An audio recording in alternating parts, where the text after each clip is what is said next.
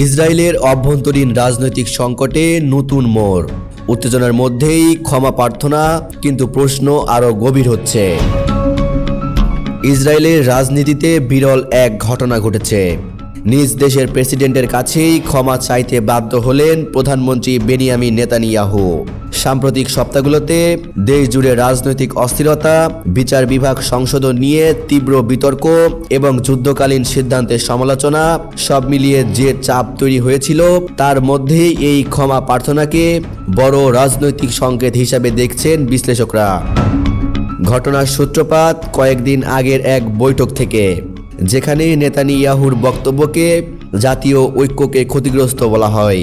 তিনি president Isaac হারজগের কিছু সিদ্ধান্ত ও মন্তব্যকে সংকট উস্কে দেওয়ার মতো বলে আখ্যা দিয়েছিলেন। এই মন্তব্য ব্যাপক সমালোচনা তৈরি করে, এমনকি শাসক দলের মধ্যেও অস্বস্তি ছড়িয়ে পড়ে। পরে চাপ বাড়তেই হঠাৎ করেই ক্ষমা চান নেতানিয়াহু, যা ইসরায়েলের রাজনৈতিক অঙ্গনে তীব্র আলোচনার জন্ম দিয়েছে। ক্ষমা চাইতে গিয়ে তিনি বলেন, আমার বক্তব্য যদি রাষ্ট্রপতিকে কষ্ট দিয়ে থাকে, আমি আন্তরিকভাবে দুঃখিত। আমাদের সামনে এক সংকটময় সময়, এই মুহূর্তে ঐক্যই সবচেয়ে বড় প্রয়োজন।